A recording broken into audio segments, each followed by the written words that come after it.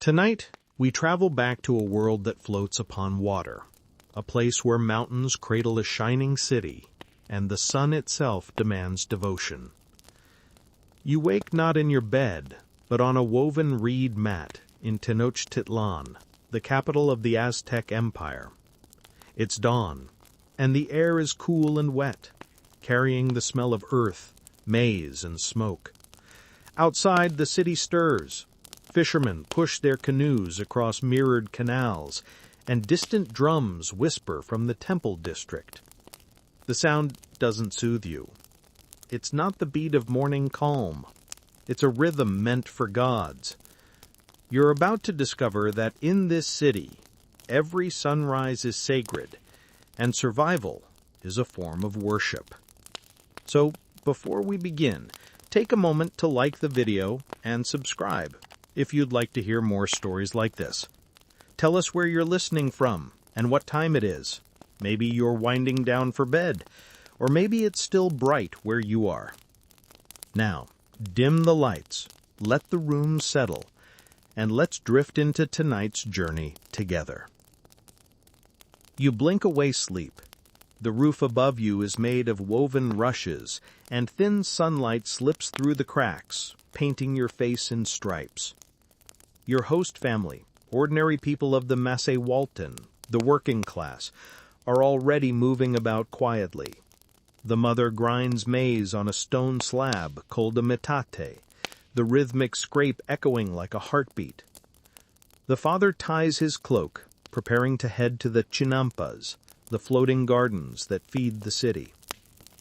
You stretch, expecting to stumble into your morning routine. Maybe wash up, scroll your phone, grab coffee. Except, well, there are no phones or coffee, and you're about to learn that wash up in Tenochtitlan is less about hygiene and more about cosmic duty. The Aztecs believed that every day was a small-scale rebirth, a chance to purify yourself before facing the sun god, Huitzilopochtli. To wake without cleansing was an insult to the divine. So, before you even speak, you're handed a gourd bowl of cold water from the canal and told to wash. The liquid is sharp, metallic, and full of the faint scent of reeds. You splash your face, gasp, and nearly drop the bowl. Your host chuckles softly, not unkindly, but with the kind of amusement reserved for city children watching someone try to milk a cactus. Outside, the sun begins to burn through the mist, revealing the astonishing shape of the city. It's hard to believe this is the 15th century. Tenochtitlan looks like something from science fiction. Broad causeways connecting shimmering islands, canals instead of streets, temples rising like mountains from the lake. The Spanish who arrived later would write with genuine awe that it rivaled Venice. In truth, it outdid it, larger, cleaner, and astonishingly well organized. You shuffle to the doorway and breathe in the day. Somewhere nearby a conch shell blows, a priest's call from the great temple, the Templo Mayor. The sound rolls over the city like thunder from a hollow mountain. And just like that, everyone around you freezes, murmuring short prayers. Even the children stop mid-play. It's not fear exactly, but reverence, a shared understanding that life itself is borrowed from the gods, renewed daily through faith, blood, and order. You're still rubbing sleep from your eyes when your host's son offers you a small clay bowl. Inside is a gray paste made from volcanic ash and a plant called amole. It's their version of soap. You dip your fingers in and scrub, watching it foam faintly. It smells earthy and clean, like rain on stone. The boy grins, probably wondering if foreigners always wash this clumsily. Historians still argue whether the Aztecs' strict cleanliness was purely religious or also practical. What's clear is that their hygiene impressed even the conquistadors. Most Aztecs bathed daily, in contrast to most Europeans of the same era who bathed, well, occasionally. You look up from your washing just in time to see the street coming alive. A line of porters, tlamame, shuffle past under loads of firewood, while women balance baskets of maize dough on their heads. The air hums with morning traffic, sandals slapping stone, paddles striking water, traders shouting in Nahuatl, a language that sings and cuts at once. Everywhere colors bloom, painted walls, feathers, polished obsidian. Even the humble houses have murals that tell small myths. Jaguars devouring stars, serpents curling through clouds, flowers spilling from the mouths of gods.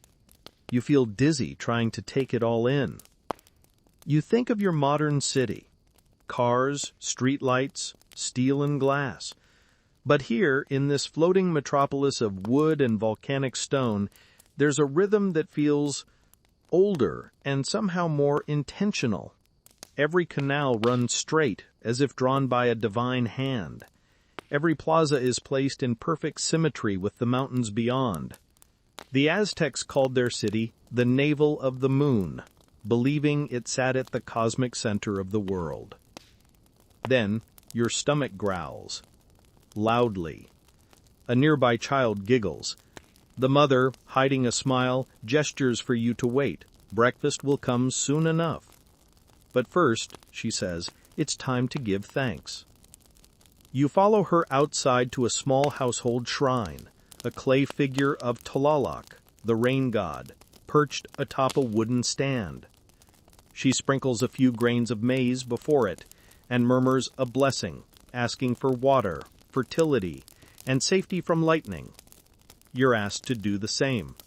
You hesitate, awkwardly offering a few kernels, hoping you're not committing theological offense. The air smells faintly of copal incense, sharp, resinous, calming. You remember reading once that Tenochtitlán's priests burned copal nearly non-stop across the city. It was both spiritual and practical, a natural mosquito repellent in a world built on water. Some modern researchers think the constant smoke also masked the scent of the temples during sacrifices. You're not sure you want to think about that yet. For now, the day feels peaceful, almost gentle. You hear the soft splash of a canoe gliding by outside, the laugh of a child, the flap of heron wings. Somewhere, faintly, drums begin again, low, steady, heartbeat drums. The sun rises higher, glinting off thousands of rooftops. And then you notice something that makes you pause. Everyone, even children, carries something sharp. Obsidian blades tucked into belts, wooden clubs with embedded stone.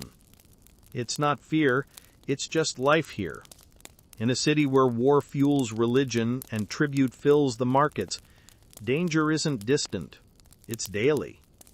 Your host's father returns briefly, his sandals dripping from the canal. He nods at you, studying the softness in your hands, the confusion in your eyes. Then, he gestures towards the temple district far away, its twin towers glowing red in the sunrise. That, he says softly, is where the sun lives, and where we feed it. You nod, not fully understanding, but soon you will. For now, the drums quicken, the air feels warmer, the smell of roasted maize drifts toward you, promising breakfast, but also reminding you that in this city, every comfort is earned. You take one last look around at Tenochtitlán's morning glory, the shimmering canals, the orderly streets, the distant mountains, and you can't help but think, you probably won't survive this. You thought that quick splash of canal water was your morning bath. No, that was just the prelude. The real cleansing comes now. Before you're allowed to eat, your host gestures toward the door and hands you a small woven cloth, a lump of something gray, and a look that says, "Try to keep up." The lump, you realize, is volcanic ash mixed with herbs, the same amole soap from earlier, but this time you're meant to use it for a full body wash. You follow the family out into the morning light. The mist has lifted, revealing the lake's wide, glimmering surface. Canoes glide past like water beetles, their reflections rippling beneath the sky. Beyond the houses, the canals weave like ribbons, carrying the scent of wet earth and maize husks. The air is crisp, and the sun, still young, spills golden light across the water. You're led to the edge of a narrow canal. The water looks calm. Peaceful, even. Then you touch it. It's freezing. The shock bites at your skin, stealing your breath. The family wades in without hesitation, laughing softly, splashing, chatting about their day ahead. You, on the other hand, are still trying to convince your legs to cooperate. Your modern brain screams hypothermia. But here, this is just what you do. To the Aztecs, bathing wasn't just hygiene. It was an act of renewal, a physical and spiritual scrub that kept you in harmony with the gods. They believed filth wasn't only dirt, but a kind of spiritual residue that could anger divine forces. Clean body, clean soul. Miss a bath, and you weren't just smelly, you were impure. A chill breeze drifts across the water, and you shiver as you kneel, trying to imitate what the others do. Dip, scrub, rinse, repeat. You smear the volcanic ash across your arms. It stings a little, gritty, but oddly refreshing. The amole lathers faintly, smelling of wet leaves and minerals. You catch your reflection in the ripples, pale, goose-bumped, and wildly out of place. A boy nearby grins at your grimace. He points to a woman rubbing her arms with what looks like a fibrous sponge made from cactus pulp. She laughs, explaining that it keeps the skin soft, though soft might not be the word for how it feels right now. Historians still argue whether the Aztecs' obsession with bathing came purely from religious devotion or practical necessity. After all, living in a city built on a lake, with warm days and damp nights, cleanliness wasn't optional. Archaeological records even suggest that public bathhouses, called temazcals, dotted the neighborhoods. Small domed sweat lodges heated with volcanic stones. Think ancient saunas, minus the eucalyptus oil and spa playlist. Your host's father mentions a temazcal nearby. Perhaps he says you might use it later to purge the cold from your bones. You nod eagerly, anything to stop the shivering. But for now, the washing ritual continues. The mother dips a gourd into the canal, pours it over her hair, then runs her fingers through it methodically, whispering something under her breath. A prayer, maybe. The words are soft and rhythmic, half lost beneath the sound of paddles and distant drums. You do the same, trying to mimic the motion. She smiles approvingly. For a brief moment, you almost feel like you belong. Then you catch sight of movement farther down the canal. Two men dragging what looks like a small boat piled high with something brown and lumpy. They call out cheerfully, offering to sell it. Your host declines with a polite shake of the head. Later he explains, that was crocodile dung, used as a kind of sunscreen and skin treatment. You glance down at your exposed, already pink arms. Maybe you'll stick to the shade. A curious thing about Tenochtitlán, for all its complexity, for all its might and beauty, life here ran on rituals, endless, repeating cycles meant to keep the cosmos spinning. Bathing, praying, feeding the gods, it all linked back to balance. Every drop of water, every grain of maize, every word of thanks was a small act of cosmic maintenance. Miss too many, and the universe might fall apart. When the washing is finally done, you step onto the bank, dripping and numb. The volcanic ash has left your skin tingling, cleaner, perhaps, but raw. The father hands you a rough cotton cloth to dry yourself. It's woven from maguey fibers, a bit scratchy, but sturdy. You wrap it around your shoulders and watch as the rest of the family finishes. Children laugh and splash. A woman hums an old tune. Somewhere beyond the houses, a fisherman calls out his morning catch, shimmering axolotls and small lakefish that wriggle like silver ribbons. The air is alive with ordinary magic. As you stand there, the mother points to a small figurine on the edge of the canal, a weathered image of Causeways, goddess of water, her face smooth from years of devotion. Offerings sit around her feet, petals, maize, bits of jade. The family bows briefly. You do too, unsure, but respectful. In that moment, you realize something subtle but profound. To the Aztecs, water wasn't just a necessity. It was a bridge between the world of humans and the divine, between yesterday and today. Every bath was a tiny echo of creation itself, a way to reset the soul before facing the sun. When you finally return to the house, your hair still damp, the smell of roasted maize and chili greets you like a promise. You're starving. The mother laughs softly, seeing your eagerness, and gestures for you to sit. But before breakfast, the father speaks again, quietly, reverently. The water has taken your dust. Remember to give it thanks. You glance back at the canal through the open doorway. The surface glows gold under the morning sun. Ripples spread outward where you bathed, fading into the vast mirror of the lake. You nod. Maybe it's just water. Maybe it's more. Either way, your body hums. From cold, from awe, from the strange calm of being cleaner than you've ever been. As you take your first sip of warm maize drink, you think, surviving here might be impossible, but at least you'll go down squeaky clean. Steam curls from the clay cup in your hands, and for a fleeting moment, your chilled fingers feel alive again. The drink inside is thick, creamy, and smells faintly of roasted corn and smoke. You take a careful sip.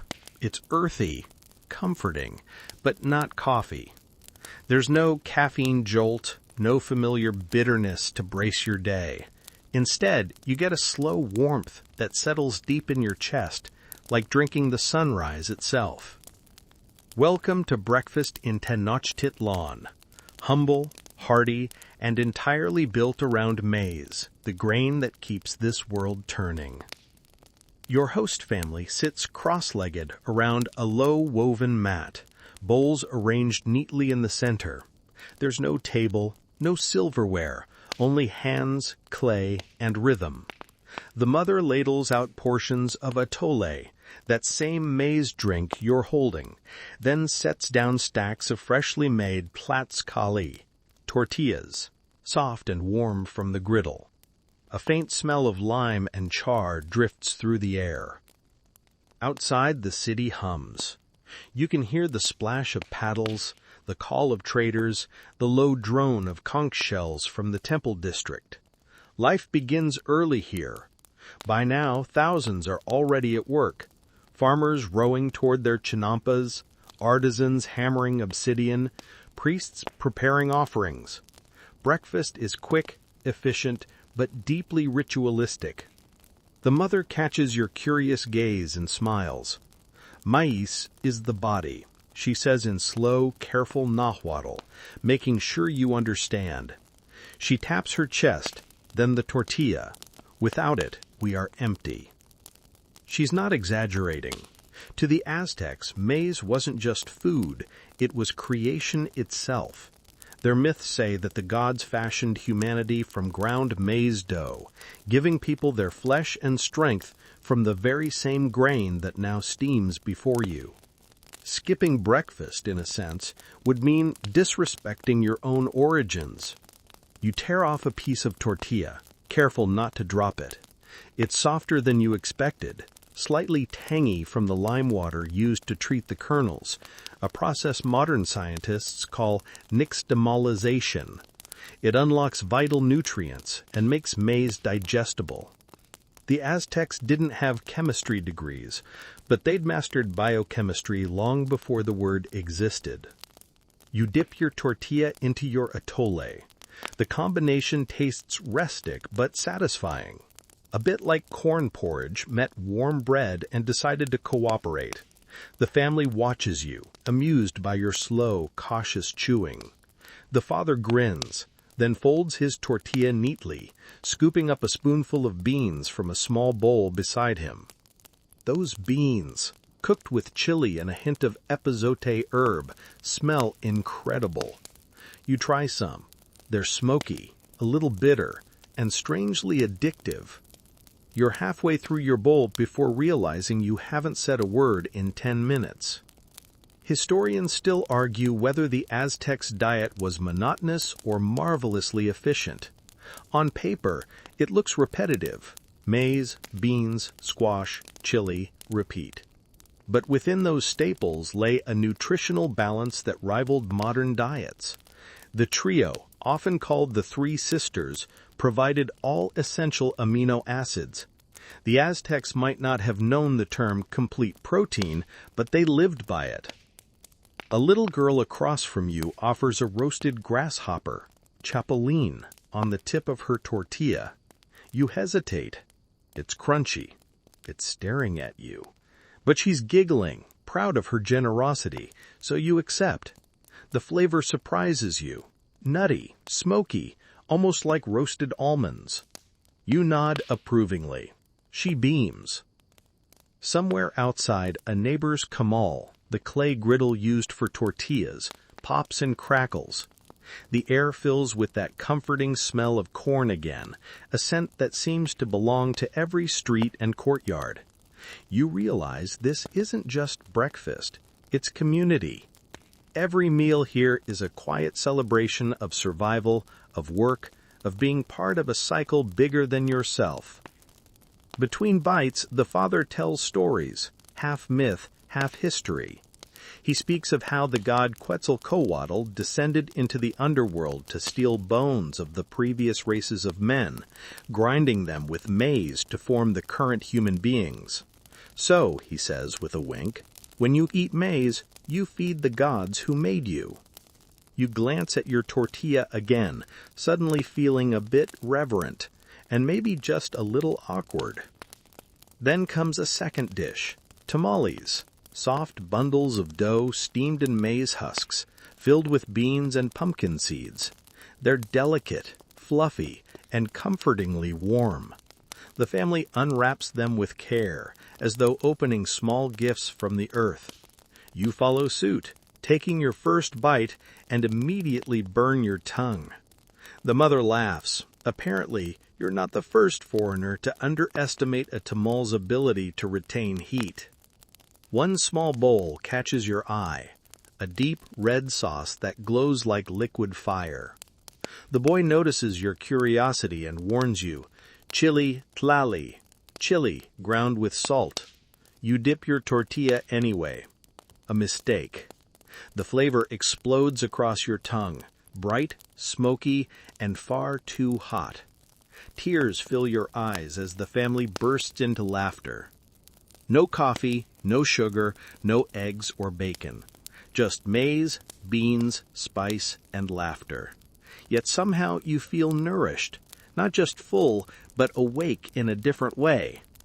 Your host explains that this meal will fuel them until midday, when they'll pause briefly for another bowl of atole or maybe some roasted squash seeds. Dinner won't come until the stars are up. The Aztecs ate little compared to modern appetites, yet their stamina was legendary. As you sit back, wiping chilly tears from your eyes, you notice a group of men passing outside, their faces painted, their cloaks bright with feather trim. Warriors. They move with purpose, spears slung over their backs. The father nods respectfully as they pass. In this empire, even farmers might one day be soldiers. Food, faith, and fighting, all threads of the same tapestry. The mother clears the bowls and sprinkles a few crumbs outside the door for the household spirits. It's a small gesture, part gratitude, part insurance. The girl follows, scattering bits of maize for the birds. You sit quietly, listening to the lake wind whisper against the walls. The air smells faintly of chili and ash, your lips still tingling. You think of your own mornings: coffee, toast, screens, haste. This one feels slower, heavier, sacred somehow. Your host claps you on the shoulder. Now, he says, you are ready to work. You freeze. Work? You glance down at your modern hands, soft and uncalloused, and realize breakfast here isn't about comfort. It's fuel for survival. Fuel for a day that will test you in ways no caffeine ever could. The drums in the distance quicken again, echoing across the water like a heartbeat calling the city to action. The family rises together, slipping into the rhythm of the day. You swallow the last of your atole, thick and sweet, and stand to follow. Your stomach is full. Your energy is rising. Your coffee dependency? Utterly doomed. The path from your host's home winds through narrow causeways, past courtyards alive with chatter, and the rhythmic slap of tortillas on hot stone. Morning light dances on the canals, scattering reflections of bright cloaks and glinting jewelry. The air grows thicker, richer with sound and scent, until you realize you're walking straight into one of the most astonishing places on Earth, the marketplace of Tlatelolco. You'd imagined a few stalls, maybe some pottery, vegetables, and the odd trinket. What greets you instead is a roaring, organized chaos that could rival any modern city bazaar. Thousands, literally thousands of traders fill the square, their colorful goods piled high. The ground trembles faintly under the weight of footsteps and shouts. You stop at the edge, eyes wide. Smoke rises from food stalls, mingling with the scent of roasted peppers, cacao, and damp feathers. Drums beat somewhere nearby, not for war this time, but for rhythm, a cadence that keeps the trade moving like a living thing. Your host grins. Tlatelolco, he says, proud. Here you can buy anything. He isn't exaggerating. To your left, rows of pottery glint in the sun, bowls painted with swirling jaguars and suns. To your right, bundles of chili peppers hang like scarlet waterfalls. A vendor fans the air over roasted maize cakes, sending waves of scent toward you that make your mouth water. But this isn't chaos, it's precision. The Aztecs didn't just stumble into commerce, they engineered it. Market inspectors called Tianquispan Tlayacanque patrol between the stalls, checking scales and prices, keeping peace with quiet authority. They're the ancient equivalent of auditors and police rolled into one. And from the way everyone respects them, you decide it's best not to draw attention. You follow your host through the maze of trade. He moves like a fish in water, nodding to sellers, exchanging polite words. You, however, are lost in sensory overload. At one corner, you see shimmering piles of obsidian blades, glassy, black, and sharp enough to shave sunlight. You lean closer and nearly cut your reflection. A merchant watches you with amusement. Good edge, yes, he says in Nahuatl. Cuts clean, even through bone. You laugh nervously. He doesn't. You step back. Nearby, a woman sells animal pelts, jaguar, deer, rabbit, and intricate featherwork so fine it seems woven from light itself. These feathers, you're told, come from tropical birds carried hundreds of miles by traders. Bright quetzal green, parrot yellow, macaw red, colors so vivid they seem enchanted. The Aztecs prized feathers above gold. You can see why. You spot a man holding a string of small brown beans and frowning at another merchant's basket. They're not food, they're currency. Cacao beans, the the chocolate seeds of empire. You pick one up curiously. It smells faintly of dust and promise. Your host explains that a turkey hen might cost about 100 beans, a rabbit, 30, a gourd of pulque, the local fermented drink, maybe 3. Historians still argue whether cacao was truly money or simply a barter token, but one thing's clear: people treated it like treasure.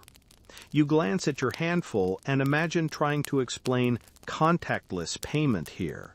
The concept might sound less advanced than absurd. A voice nearby calls out in melodic Nahuatl, selling bundles of flowers. You turn and see rows of marigolds, lilies, and strange blooms that smell of honey and rain. Flowers weren't just decoration here. They were sacred offerings, symbols of life and beauty to balance the darker side of Aztec faith. You buy a small one, or try to. The merchant holds up 3 fingers. Your host sighs and hands over 3 cacao beans for you. "You must learn," he teases. "Never look too interested. It raises the price." Lesson noted. You pass a section where musicians test flutes and drums, their tunes weaving into a hypnotic soundscape.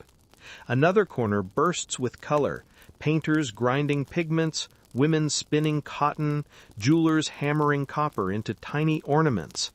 It's like wandering through every craft guild of the world compressed into one pulsing plaza. Then the smell hits you, something sweet and spicy and alarmingly familiar. You follow your nose to a stall where a man stirs a thick, dark liquid in a clay pot. Steam rises in ribbons. Your host grins.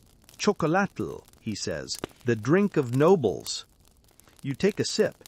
It's bitter, spiced with chili and vanilla, foamy from being whisked with a wooden stick called a molinillo. It's nothing like hot chocolate, more like a potion brewed for energy and power. Warriors drank it before battle, priests before rituals. You cough a little at the spice, but soon you feel your heart quicken. It's like liquid courage, and caffeine finally enters the chat. As you hand the cup back, a nearby commotion catches your attention. 2 men are arguing, loudly, gesturing at a stack of cloth. Within seconds, a group of officials appears, calm and silent. They listen, weigh the fabric, count the beans exchanged, and make a ruling. No shouting, no violence, just order. The crowd barely glances. This, you realize, is why Tlatelolco worked. Discipline. In a society that prized obedience and ritual, even the marketplace mirrored cosmic balance. Still, that balance has a shadow. On the far edge of the square, you see men wearing cloaks marked with the emblem of the Pochteca, long-distance traders who serve both commerce and empire. They're wealthy, respected, sometimes feared. Rumor says some double as spies, bringing news and tribute from faraway lands. You wonder what they think of the pale foreigners rumored to be approaching from the coast. But for now, their eyes are calm, unreadable. A priest passes nearby, his hair bound tight, carrying incense. Even here, amid trade and laughter, religion breathes through everything. Offerings smoke in small clay pots at stall corners, a pinch of maize, a feather, a flower petal. Small thanks to the gods for a good sale. You notice, too, a small stone altar at the edge of the plaza, dark with age and use. You try not to look too long. The sun climbs higher, heat shimmering across the square. Sweat trickles down your neck. The din is overwhelming. Laughter, bargaining, clapping, flutes, and that steady drumbeat beneath it all, like the city's own pulse. You're handed a small packet wrapped in leaves, a gift from your host's wife. Dried maize cakes with chili powder. "In case you faint," she jokes. By midday, your feet ache. You've dodged paddle-borne couriers, avoided slicing your finger on obsidian, and successfully haggled once for a handful of marigolds you didn't need. You sit on a low step at the edge of the plaza, watching life flow past. Thousands of faces, all in motion, bound by rules you're only beginning to grasp. A group of noblewomen glides by, their skirts embroidered with gold thread. Behind them, commoners bow their heads briefly. Class, it seems, moves through this marketplace as visibly as air, unseen, yet inescapable. A merchant nearby laughs and shouts an offer to you. "A fine blade for the foreigner! Cut the wind itself!"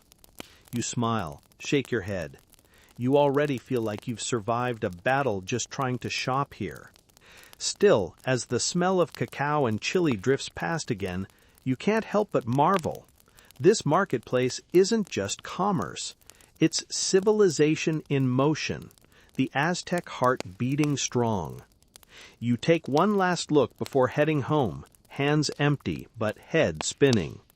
The drums fade behind you, replaced by the sound of water lapping against the canal walls. You survived your first visit to Tlatelolco. Barely. And honestly, you should be proud.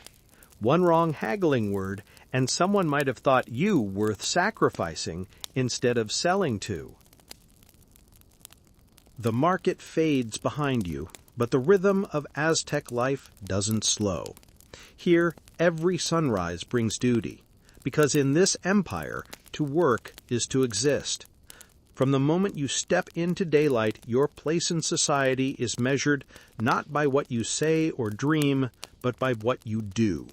The Aztec world is built on motion, hands weaving, blades shaping, feet marching. Stillness, unless in prayer, is almost a sin. You soon realize there are no lazy days in Tenochtitlán. None. The word for idleness might as well mean trouble. Every citizen, from the lowliest farmer to the most decorated warrior, has a role that feeds the great machine of empire. And if you don't fulfill it, the empire won't feed you. At dawn, the farmers, Massahualtin, slip into the misty causeways leading to the mainland, paddling canoes heavy with tools and seed.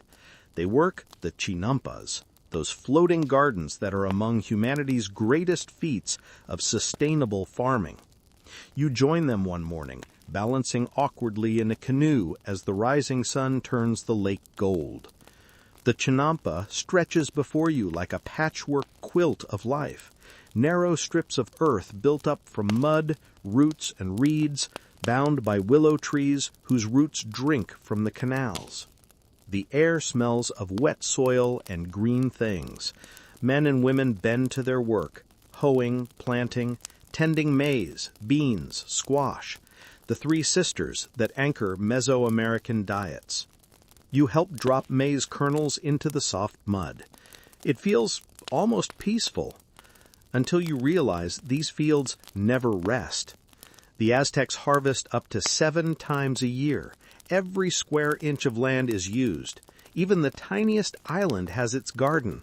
And even the poorest family must contribute their quota of produce to the empire's storehouses. A man beside you chuckles kindly as you wipe sweat from your brow. He says, "The earth is our mother, but she's strict." You believe him. Back in the city, the air hums with industry. Tolteca, the artisans, are hammering copper, painting murals, shaping turquoise mosaics. The scent of glue and dye lingers in the narrow streets. You peek into a workshop where feathers are being arranged into the most breathtaking patterns. Jaguars, suns, and serpents glimmering in the light. This isn't just art, it's religion in motion. Every color, every curve carries sacred meaning. Nearby, stonecutters carve temple blocks so precisely that no mortar is needed. Others polish obsidian mirrors, black as night, their surfaces so reflective priests use them for divination. The craftsmen work in silence, except for the rasp of stone and the occasional low chant. Each piece is a prayer, and each artisan knows his skill honors the gods as surely as a sacrifice. You ask one feather worker if he ever takes a break. He looks up, puzzled. A break from whom? You don't answer. You just nod and step away quietly. But not everyone's meant for craft or crop. Many boys, maybe even you, find their path leads to the army. The Aztecs are not a peaceful people. Their empire feeds on conquest, tribute, and captives. Every generation is taught that to serve the gods, one must fight, and perhaps die in their name. Training begins early in the Tenochtitlán, the house of youth, where common-born boys learn discipline, weapons, and endurance. The nobles' sons attend Causeways, a stricter academy of warfare, leadership, and priestly study. You visit one such training ground and find a scene that would humble modern boot camps. Boys your height are hauling logs, racing through mud, hurling spears. Instructors bark orders that mix moral lessons with physical pain. Every movement drills one truth into them. Courage and obedience sustain the empire as much as food and stone. A young recruit offers you a wooden sword, makuawito, its edges lined with obsidian blades. You hold it carefully. It's surprisingly heavy. He says, "When you fight for the sun." You realize he means it literally. The Aztecs believe the sun god, Huitzilopochtli, needs human blood to rise each day. War isn't just politics, it's cosmic maintenance. Warriors aren't just soldiers, they're caretakers of the universe. And if you're brave enough, if you capture enemies alive instead of killing them, you might rise through the ranks, earn the right to wear jaguar pelts or eagle feathers, to dine with nobles, to be remembered. Glory here is measured not in survival, but in sacrifice. Whether farmer or fighter, potter or priest, everyone answers to someone. Tribute collectors roam the villages, tallying baskets of maize, bolts of cotton, bundles of cacao. If you fall behind, if your field lies fallow, or your tribute is late, the punishment is swift and public. Sometimes your crops are seized, your tools confiscated. Chronic offenders might be enslaved. The Aztecs believe that to neglect your labor dishonors both your ancestors and the gods who feed you. Even nobles aren't spared the expectation of diligence.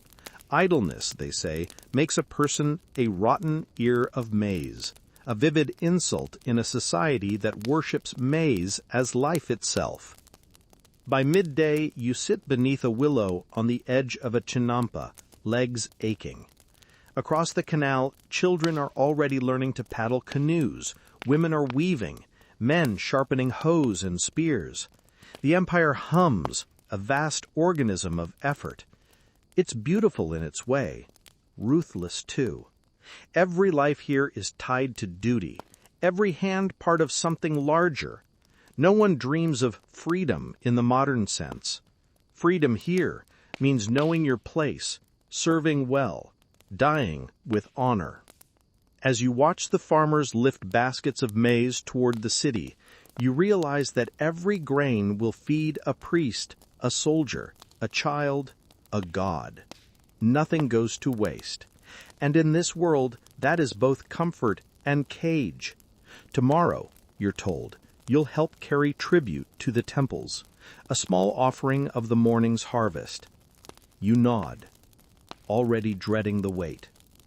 But here in the heart of Tenochtitlán, no one escapes the rhythm of labor. You work or you fall. You serve or you vanish. That's the Aztec way.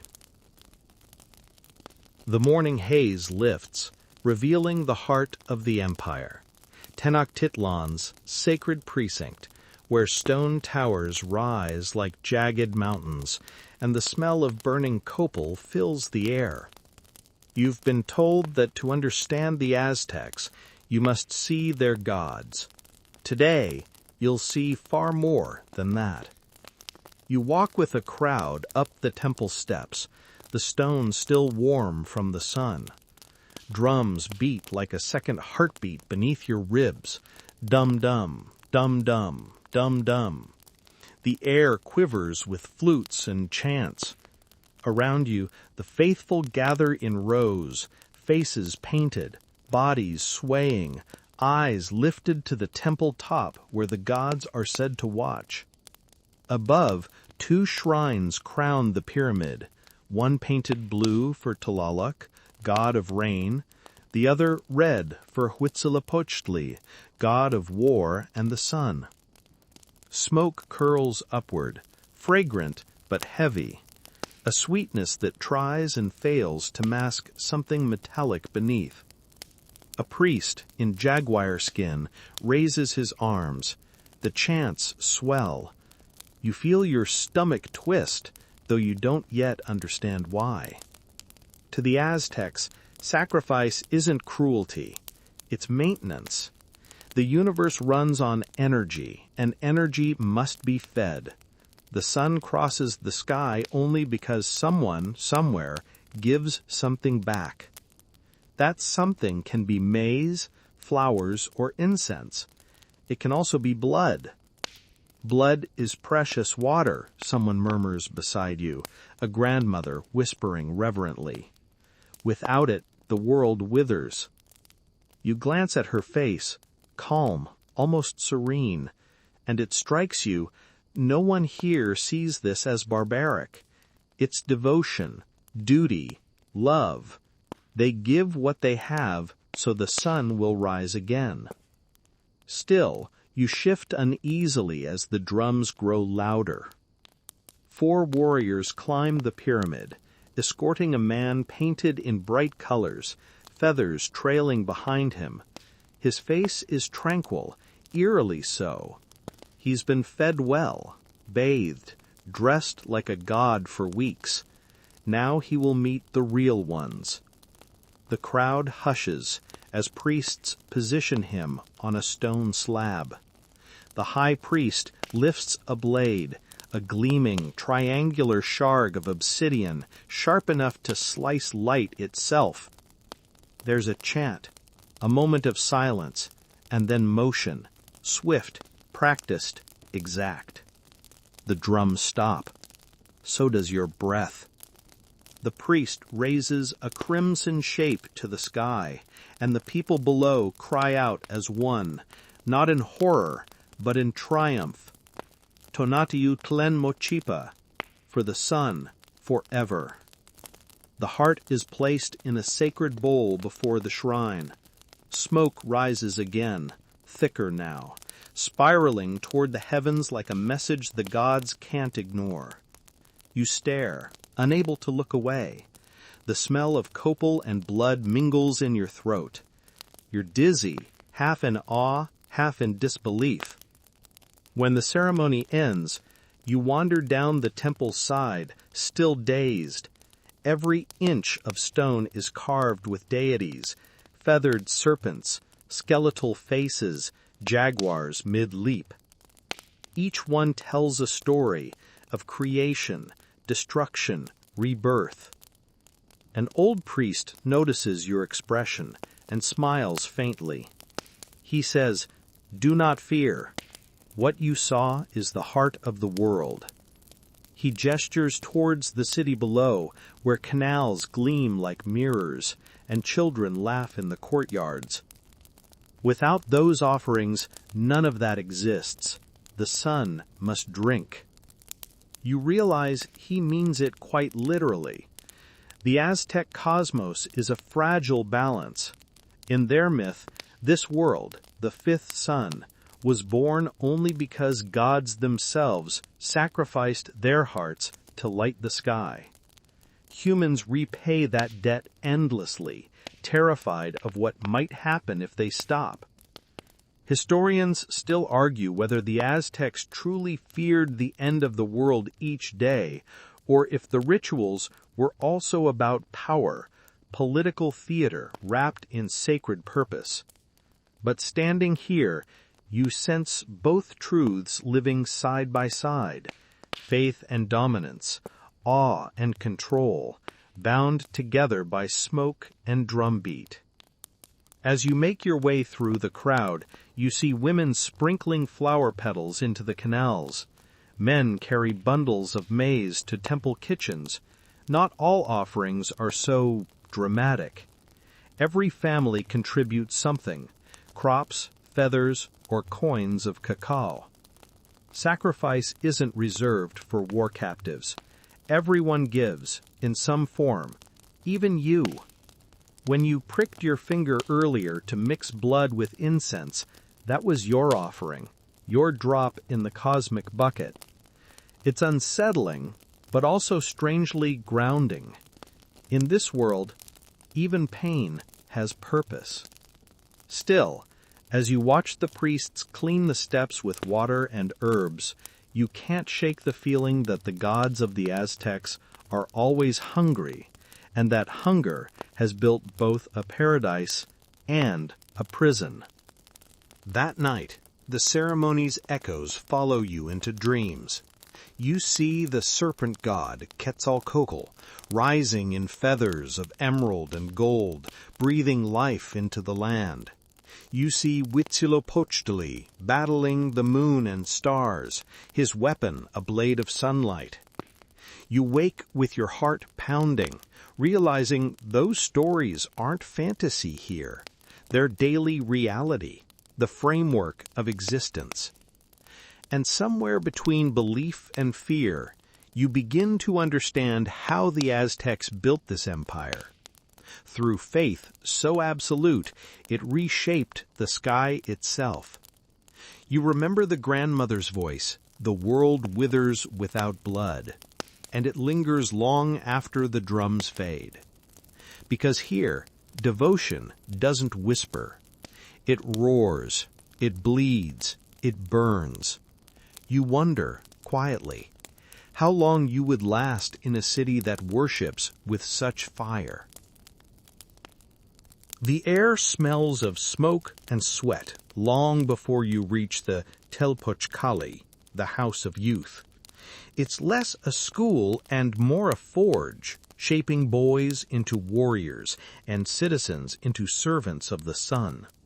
You've been told today you'll train a little. That phrase in Aztec terms could mean anything between running drills and wrestling jaguars. You follow a line of teenagers into the courtyard, their faces streaked with red paint, their hair bound tight. Drums pound somewhere beyond the walls, low and steady, as if the entire city keeps rhythm with their hearts. A priest gives a short blessing, then steps aside as a veteran warrior steps forward, scarred, broad-shouldered, eyes like obsidian. He carries a macuatl, that wooden sword lined with volcanic glass, shimmering wickedly in the sun. He grins, showing teeth. "Today," he says, "we learn pain." Not an encouraging start. They hand you a practice sword. It's only wood, no blades, yet heavy enough to ache after a few swings. Around you, boys your age begin their drills, shouting short cries with each strike. Their movements are graceful but brutal. Swing, twist, stomp, thrust. Dust kicks up from the ground in pale clouds. You imitate them clumsily, trying to keep pace. The instructor laughs, adjusts your stance. He says, "Don't think of it as hitting. Think of it as cutting through the sun's enemies." Easy for him to say, your arms already burn. The real macuatl, you're told, could slice through a man's neck with one clean blow.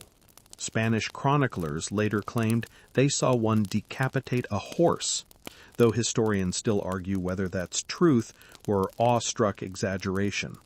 Either way, the weapon's not a toy. It's the symbol of a world where survival and sacrifice share the same edge. By the end of the hour, you've collected 2 blisters and 1 splinter you swear could qualify as a mortal wound. The young warriors tease you kindly. "Soft hands," they say, laughing, but offer you water and a clap on the shoulder all the same. You've earned, at least, the right to breathe among them.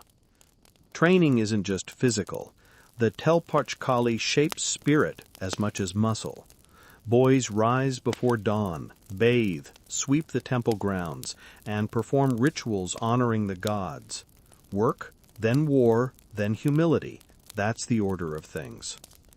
You join a group sweeping leaves near a shrine. The gods must see us clean, one youth says seriously, or they'll see us weak. Every action here has moral weight. Laziness offends the gods. Disobedience dishonors your ancestors. Even laughter feels structured, purposeful, camaraderie wrapped in discipline. The instructor tells you stories between drills, of great battles, captured enemies, and the glory of feeding the sun with brave hearts. He speaks not of cruelty, but of cosmic balance. To fight, he says, is to give back. It sounds poetic until you remember what giving back means in this culture. The Aztecs love order. Every warrior belongs to a rank earned not by killing enemies alive for sacrifice. One captive earns you your first honor, a feather, perhaps. 4 captives, and you may join the elite eagle or jaguar warriors, wearing armor of feathers and fangs. You meet one such fighter, his armor glinting gold and green in the sunlight, his face half hidden by a jaguar's snarl. He regards you coolly, then hands you a piece of obsidian. He says, "Every stone remembers its strike. What will yours remember?" It's a poetic riddle that sticks with you the rest of the day. Among themselves, warriors follow strict rules. No boasting, no theft, no drunkenness before battle. Cowardice is the ultimate shame, worse than death.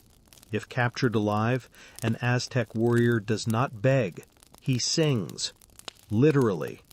He stands tall and chants of his valor as he is led to the altar, because dying well means living forever in the sun's warmth. You wonder how many believed that promise and how many whispered doubts in the dark. Historians still argue whether the Aztec faith in afterlife glory was universal or partly enforced by fear and ritual. But to the warriors around you, doubt is a foreign concept, something softer civilizations indulge in. As sunset burns orange over the courtyard, the instructor orders one final test, the path of endurance. You're to run a circuit carrying a heavy log while others shout and throw handfuls of sand in your face. It's more ceremony than cruelty, a symbolic trial meant to remind every initiate that strength is born in struggle. You stumble halfway through, lungs screaming, sweat soaking your tunic. But when you finish, barely upright, the boys cheer. Someone presses you a cup of frothy chocolate into your hand, bitter and spicy with chili. You didn't die, that's something, they laugh. The drink is sacred, reserved for warriors and nobles, thick, dark, energizing. It tastes like burnt earth and heat. You sip, trying not to cough. They drink it with pride, saying it carries the strength of the gods. A curious tidbit, the Aztecs believed chocolate was divine fuel, a literal gift from Quetzalcoatl, the feathered serpent god of wisdom. It wasn't sweet, it was power in liquid form. The Spanish would later turn it into dessert, but here it's more like espresso laced with lightning. Night settles. The fires are lit, drums softer now, like distant thunder. The young warriors gather in a circle, singing, not of victory, but of duty. Their voices rise, rough yet haunting. The sun calls, we answer. The night will eat us, but the dawn remembers. You sit among them, your bruises throbbing, your arms trembling, but your heart strangely full. There's beauty in their certainty, in the way they belong to something immense. You look around and realize these boys, some barely 16, will one day march across empires, capturing cities, carrying prisoners, building pyramids, dying beneath the same sun they fight to keep alive. You try to imagine growing up like that, born not just into a culture, but into a cosmic contract.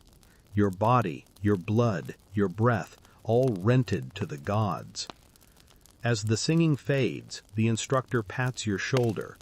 Tomorrow we'll teach you the atlatl, the spear thrower. Then maybe you'll start surviving. He's smiling, but you can't tell if it's a joke. The fire pops. Somewhere, the drums fall silent.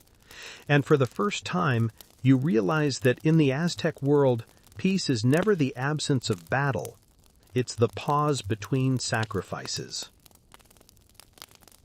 Morning comes softly over Tenochtitlán, a pink wash on the lake and the slow rhythm of paddles in water. You've survived another day, barely, and your muscles ache from the previous night's warrior training. But today, the air feels gentler. You're told you'll see another side of Aztec life: love, family, and marriage. You imagine romance beneath pyramids, maybe music, moonlight, whispered promises. You are wildly mistaken. Here, love is practical. Emotional, yes, but bound tight by duty and the gods' invisible strings. The Aztecs believe relationships aren't private affairs. They're cosmic contracts. Your heart doesn't belong just to you. It's property of your family, your ancestors, and, of course, the sun. You begin in a courtyard perfumed with copal and marigolds. Two families sit facing each other on woven mats. Between them, an older woman kneels, the Aatansa, or matchmaker. Her face is lined with wisdom, her voice slow and ceremonial. She's like a human bridge linking destinies. The couple-to-be? They've barely met. Marriage isn't a matter of falling in love, it's a matter of balance, social, spiritual, economic. The matchmaker consults birth signs and calendars, ensuring the couple's tonali, or life energies, align. A bad pairing could offend the gods or doom future crops. You glance around, realizing how carefully every gesture is choreographed. Gifts of clothing and cacao pass between families. The young man's parents bow deeply. The girl's father looks stoic. Finally, the matchmaker sprinkles incense onto hot coals and declares the union approved by Tenochtitlán and Tenochtitlan, the gods of sustenance and fertility. And just like that, two lives are bound, not by a kiss, but by a cosmic signature. Historians still debate how much personal choice Aztec couples really had. Some say love matches existed, rare but possible, especially among commoners. Others argue that almost all marriages were arranged, often to strengthen social ties or repay debts. Either way, marriage here isn't about who you want, but what the gods want through you. At sunset, the ceremony begins. The bride's family carries her to the groom's home on their backs, veiled and silent. Her new in-laws greet her with food, gifts, and advice she didn't ask for, but must politely accept. A priest blesses the couple, tying the groom's cloak to the bride's skirt with a symbolic knot. Fire is lit at the center of the room. The flames dance as elders chant blessings for fertility, harmony, and cooperation. You're told the couple must stay awake through the night, feeding the fire every few hours, a reminder that love, like flame, demands tending. By dawn, they're husband and wife, not just legally, but cosmically, linked in every way that matters. And yes, you wonder about romance. There's tenderness in the glances, shyness in the gestures, but the whole thing feels disciplined. Even affection here has structure. Still, don't think this world lacks emotion. The Aztecs write poetry, gorgeous, aching, human. Verses carved into codices speak of longing, loss, beauty, and the fleeting nature of joy.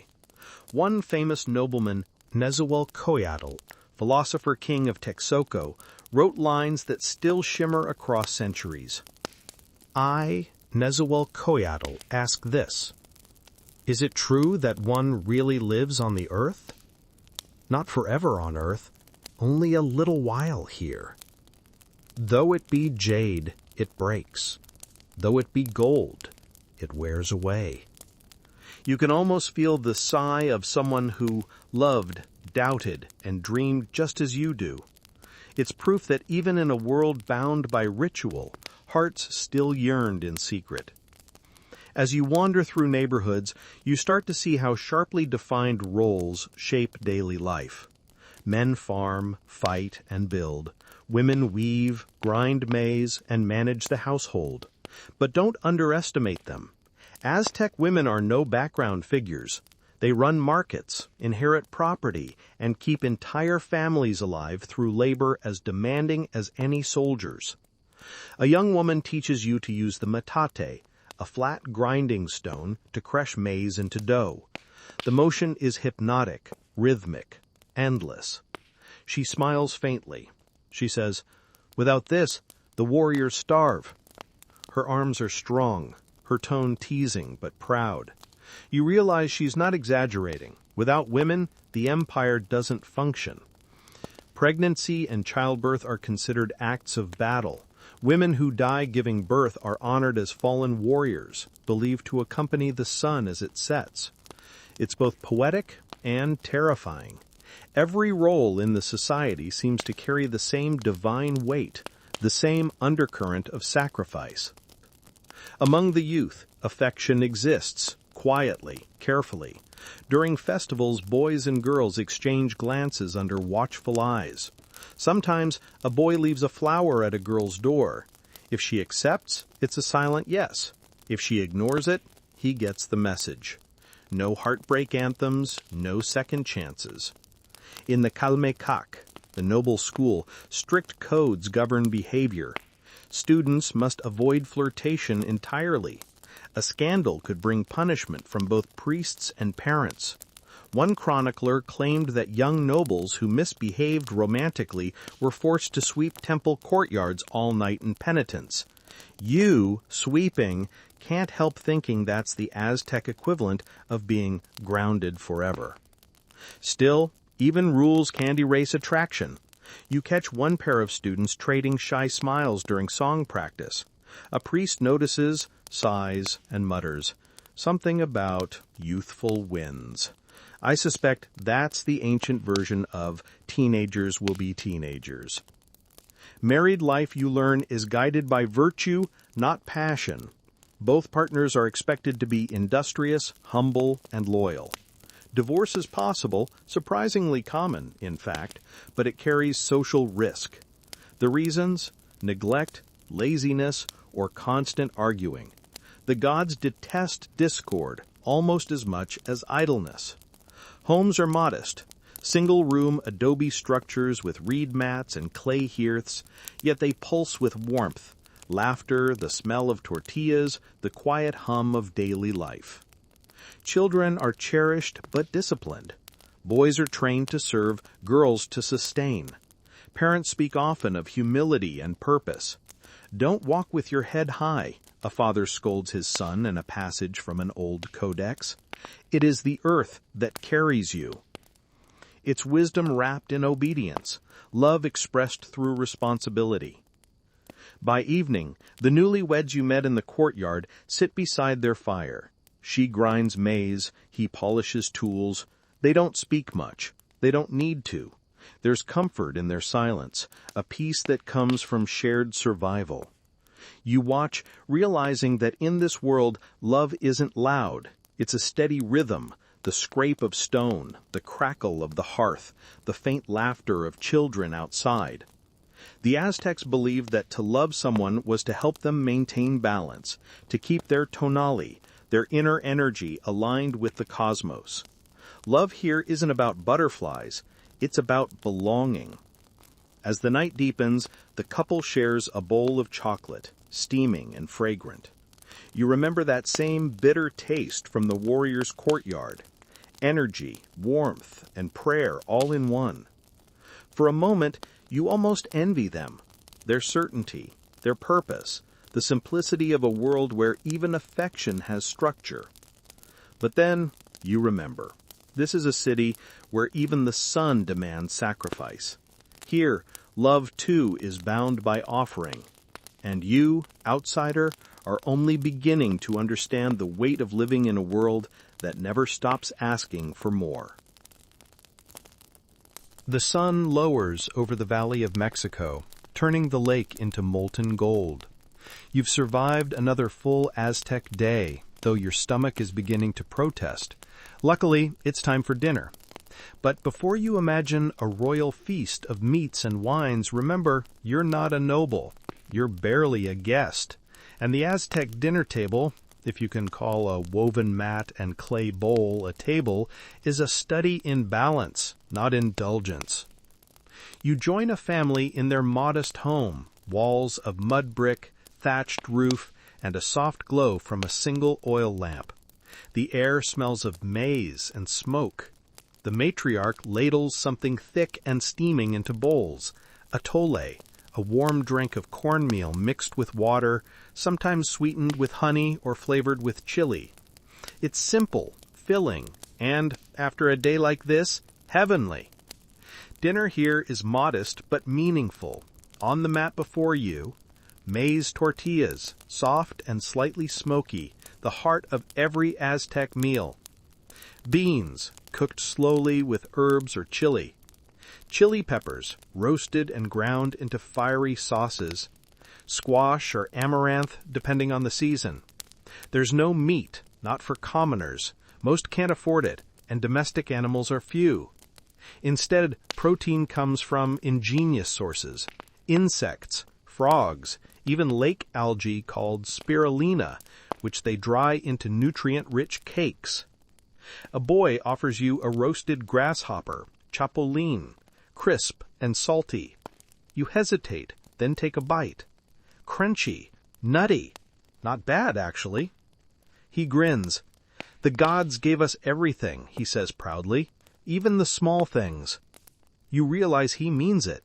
Nothing here is wasted. Everything serves life. The kitchen is a world of rhythm and ritual. Women move like dancers, grinding, stirring, flipping tortillas on a clay griddle called a comal. The crackle of firewood, the slap of dough, the hiss of steam form a quiet symphony of survival. Each tortilla begins as a kernel of maize soaked overnight in lime water, a process called nixtamalization. It softens the corn, releases nutrients, and makes it digestible, a biochemical miracle discovered long before chemistry existed. You're told that without it, the empire would starve. Nearby, a girl sings softly while stirring beans. It's a song of gratitude, half lullaby, half prayer. The Aztecs see cooking as sacred work. Each flame honors the hearth goddess Chantico, protector of home and fire. Drop food on the ground, and you must whisper an apology to the earth. Eat without giving thanks, and you risk offending Tenochtitlán, Lord of Nourishment. Even dinner is an act of devotion. While you chew your third tortilla, someone mentions what nobles are probably eating tonight.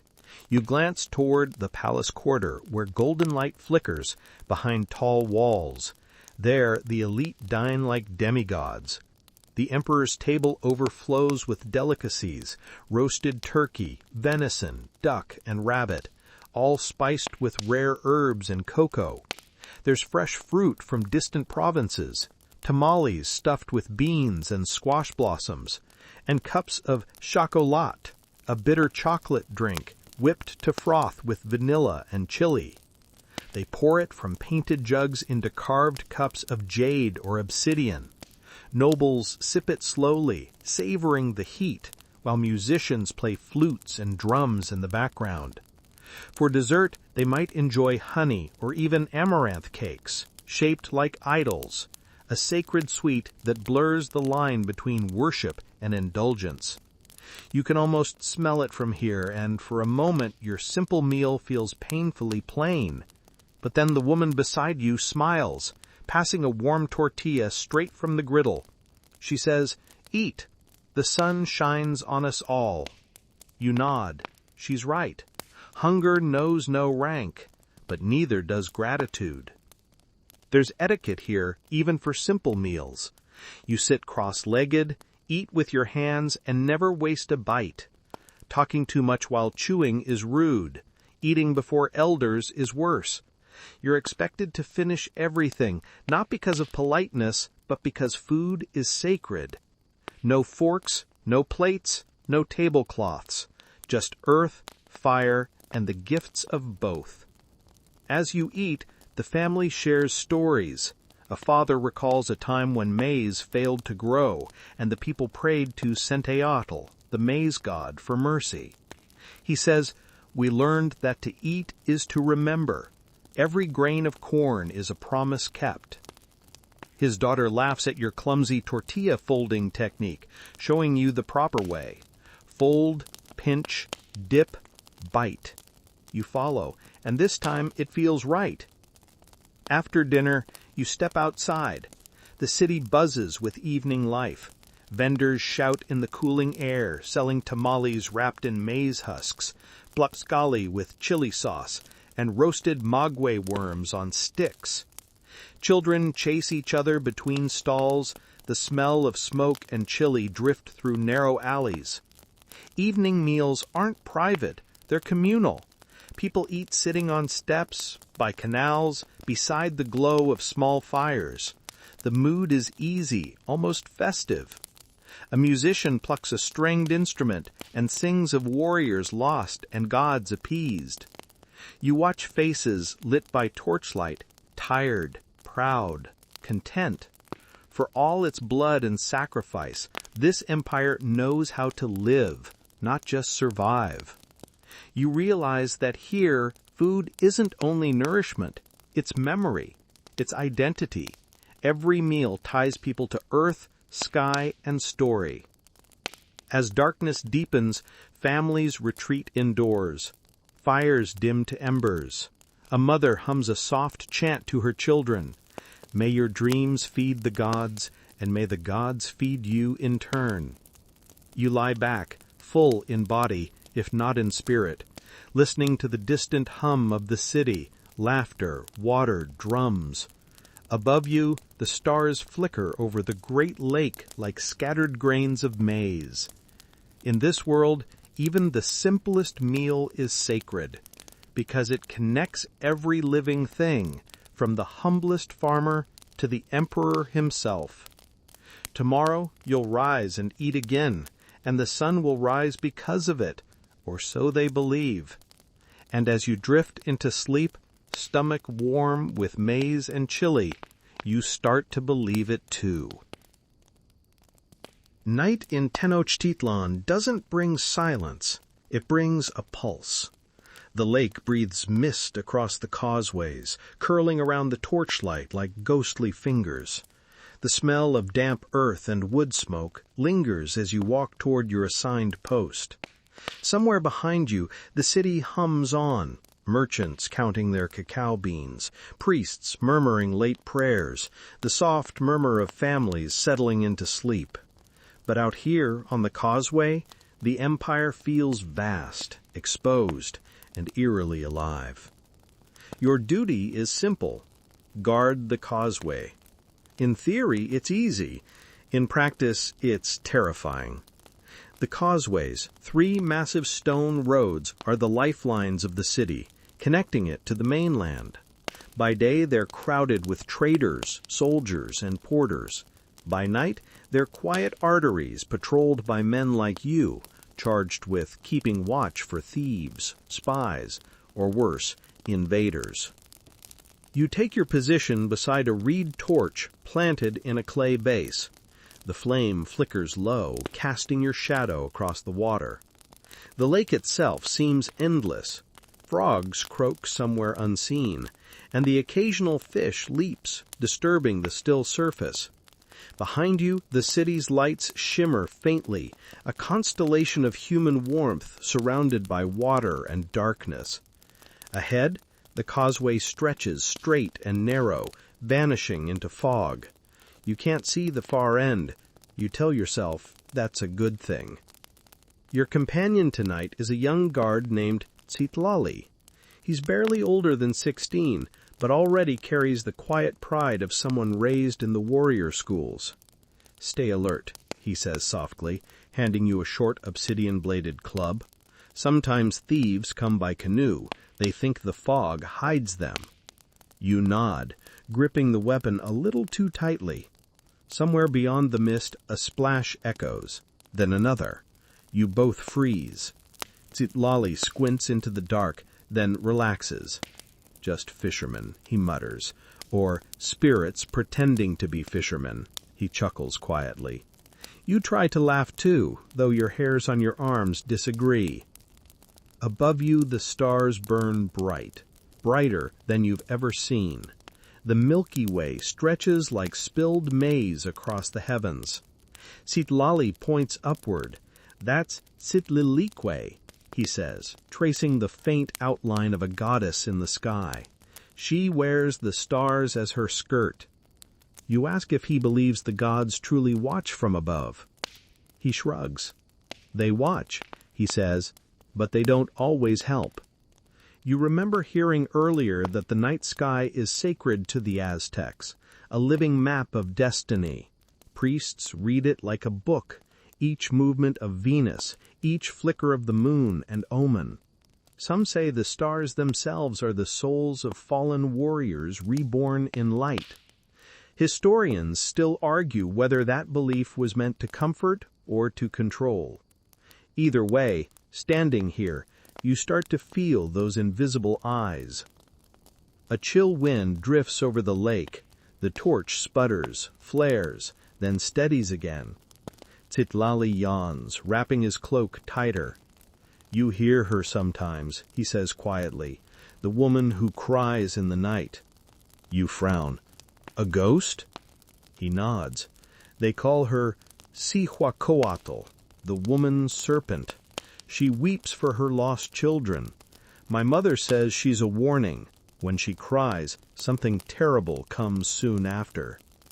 The lake laps gently against the causeway stones.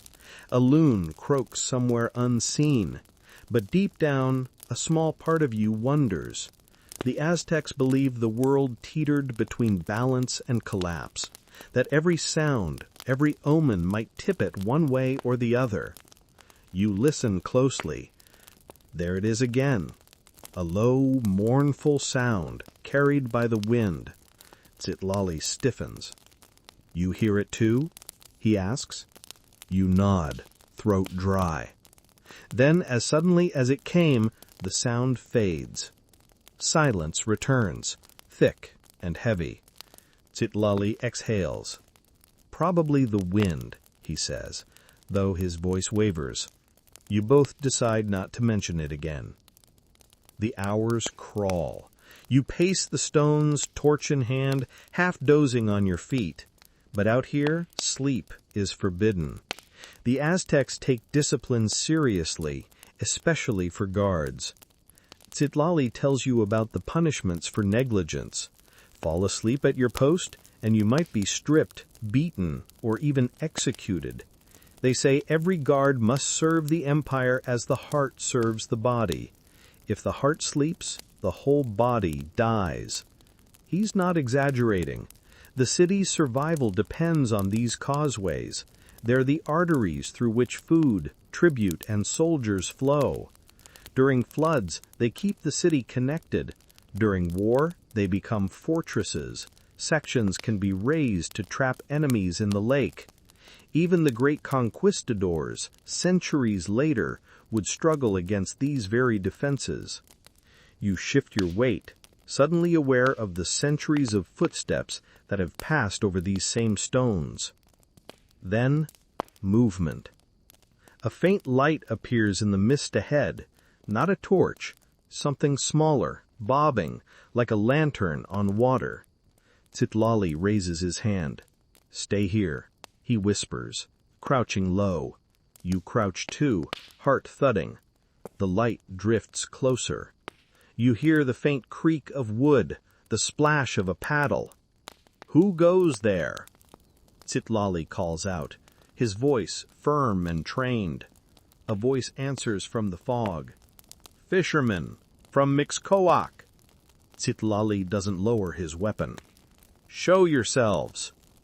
2 canoes emerge, their occupants wrapped in cloaks. One raises a basket. "Offering fish for the temple." You step closer. Their eyes gleam in the torchlight, wary, tired. After a tense pause, Citlali nods. "Pass." They bow slightly and drift away toward the city's edge. Still, something lingers. You can't shake the sense that the night itself is watching you, not through human eyes, but through the quiet intelligence of the lake, ancient and patient. Hours later, the horizon begins to lighten, a faint gray bruise over the distant mountains. The lake shifts from black to silver. Birds stir among the reeds. Somewhere a temple drum begins its slow heartbeat, summoning priests to greet the dawn. Citlali stretches, smiling faintly. "We made it," he says. "The sun still lives." You nod. Exhausted but strangely content. You've kept your post.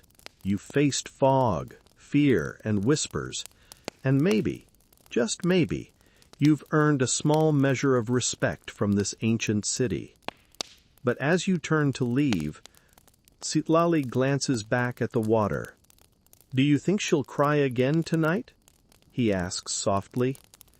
You hesitate. "If she does," you say, "I hope someone else is on watch." He laughs quietly. The fog thins, and together you walk back toward the waking city, toward smoke, stone, and sunrise. Behind you, the lake laps gently against the causeway, erasing your footprints as if they were never there. Morning comes in shades of gold and gray. You've barely slept since your night on the causeway, and yet here you are, summoned again, this time not by a soldier, but by a priest. The messenger found you at dawn, barefoot and breathless, carrying a simple command sealed with red thread. You are to present yourself at the temple precinct. You hoped it might be a mistake, but deep down you knew this moment was coming. In the Aztec world, everyone serves the gods eventually, by sweat, by song, or by something far more personal. The great temple looms above the city like a mountain carved by divine hands. Its twin staircases gleam in the early light, one side dedicated to Huitzilopochtli, god of the sun and war, the other to Tlaloc, lord of rain and fertility. Smoke rises in twisting ribbons from braziers at the summit, thick with the scent of copal and something heavier beneath, something that clings to the air and memory. A priest meets you at the base of the steps. He's draped in cotton robes dyed the color of ash, his skin streaked with black paint. His face is calm, unreadable, as though his mind lives somewhere between this world and the next. "You are to assist in purification," he says simply. "You are fortunate." You're not sure fortunate is the word you'd choose, but you nod and follow him upward. The climb feels endless, each step steeper than the last. You pass attendants carrying bundles of flowers, bowls of water, and obsidian knives that glint like liquid night. The air grows hotter as you ascend, filled with drumbeats that pulse in time with your heart. By the time you reach the summit, your breath is shallow and your courage thinner than the mountain air. The platform at the top is a world apart, part altar, part theater, part cosmic machine. The priests move with quiet precision, tending fires, arranging offerings, chanting in an ancient tongue that seems to stretch beyond meaning. The high priest turns to you. His gaze feels like sunlight through obsidian, warm but sharp enough to cut. "You will carry the water, and you will not look away." You nod quickly. The bowl he gives you is heavy, carved from volcanic stone. The water inside smells faintly of herbs and blood. You wonder which ingredient came first. As you take your place beside a column, the chanting deepens. The rhythm of the drums slows, then quickens again like the heartbeat of some enormous creature beneath the earth. At first it seems almost serene. Offerings of maize and flowers are placed before the altars. Incense curls upward in white tendrils. The priests sing the praises of Huitzilopochtli, the warrior sun who must be fed lest the world go dark. Then the tone shifts. 2 more priests arrive leading a young man bound at the wrists, his face painted blue, his expression oddly calm. You realize with a sinking feeling that this is the true purpose of your summons. The high priest raises his voice. Today we honor the one who gives his heart that the sun may rise again. The crowd below roars in approval. You feel your pulse hammering in your ears. The priests position the young man on a stone slab, arms and legs held firm. The high priest raises an obsidian blade, its edge impossibly sharp, its surface catching the first rays of sunlight. You grip the bowl tighter, fighting the urge to look away. But his earlier words echo in your head. You will not look away. The drum beats surge, fast, relentless. The blade flashes once, the chanting rises, and for a heartbeat, the world feels suspended, then collapses into sound and motion. The priest lifts something toward the sky, something red and glistening, and the crowd erupts in cheers. You feel the bowl tremble in your hands, not from movement, from you. When it's over, the young man's body is carried away, wrapped in white cloth. The priests bow their heads, murmuring blessings. The high priest turns to you, eyes calm as ever. The gods are satisfied. Because of him, the sun will live another day. You want to say something, anything. Maybe to ask if it was truly necessary, if the sun would still rise without this price, but your voice feels trapped somewhere between your throat and your soul. Historians still argue whether these sacrifices were driven by faith or by fear, whether the Aztecs genuinely believed the cosmos demanded it, or whether power and politics simply wore the mask of religion. Standing here, you suspect it was both. Faith makes people brave. Fear keeps them obedient. Together, they build empires. The high priest dismisses you with a nod. You stumble down the temple steps, legs shaking. The city below bustles as if nothing happened. Merchants setting up stalls, children chasing one another, sunlight glittering on the canals. And yet, everything feels different now. You've seen what keeps this world spinning, the terrible balance between creation and destruction. At the base of the temple, you set down the bowl. Your hands are still trembling. A young acolyte notices and smiles faintly. "It is a gift," he says softly, "to serve." You force a weak nod, though the word gift has never felt so heavy. As the day unfolds, you pass people carrying flowers to the temple, mothers offering food to beggars, fishermen returning from the lake. Life continues, calm, radiant, beautiful. It's easy to forget what fuels it all. You glance back at the temple, where thin trails of smoke rise against the blue sky. The people bow as they pass, murmuring prayers of thanks. And you realize something both haunting and humbling. To them, this isn't cruelty. It's order. It's how the world survives. Evening approaches. You find a quiet spot by the lake, letting the water wash away the smell of incense and blood. The sun sets over the city, the same sun that, according to them, needed that sacrifice to shine. And as darkness falls, you can't help but wonder which is stronger, their faith that it will rise again, or your growing doubt that it ever needed help. You don't sleep well after the temple. How could you? Every time your eyes close, you see firelight reflected in obsidian, the priest's calm face, the sun blazing over blood. When you finally drift off, it's into uneasy dreams, flashes of water, feathers, and a face painted blue whispering your name. By the time dawn creeps over the lake again, you're half awake and fully haunted. But in the Aztec world, dreams aren't random flickers of the mind. They're messages. Every shadow, every whisper from sleep might be an omen. And here, omens are serious business. You wake to find an old woman crouched beside your sleeping mat. Her hair is silver, her eyes bright as polished jade. She introduces herself as Nahuatl, a dream interpreter for the neighborhood temple.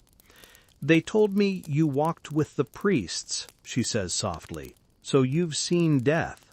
You nod, unsure whether it's a question or a statement. She smiles, kindly, but knowingly. "Then the gods will walk in your dreams now. You must listen." She spreads a cloth embroidered with symbols, jaguars, serpents, suns, and stars. Each one, she explains, has meaning. If you dream of fire, it means transformation. If you dream of maize, renewal. If you dream of water, she pauses. "Water is change," she says finally. "Sometimes birth, sometimes destruction." You tell her about the blue-painted man, the fire, the lake. She closes her eyes, humming under her breath. "Ah," she murmurs, "the gods are speaking of cycles. You are caught in one."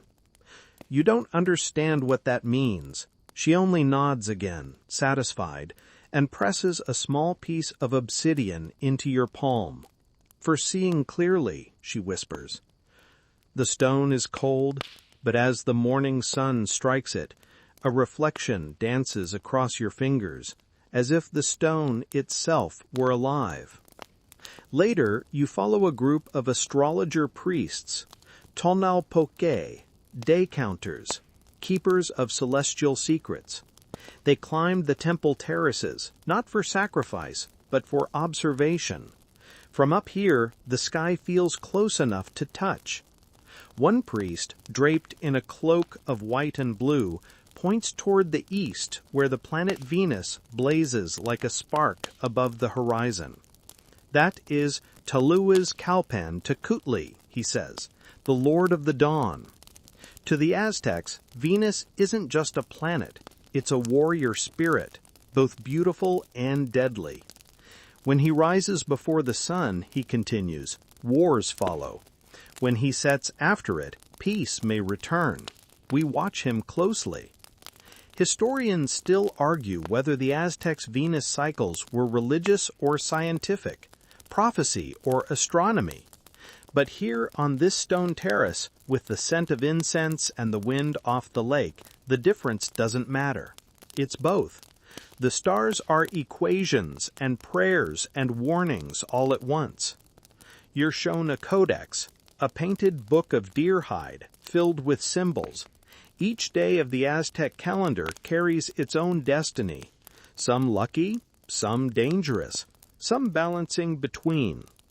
Today, you're told, is four wind, a day ruled by the god Quetzalcoatl, bringer of knowledge and chaos.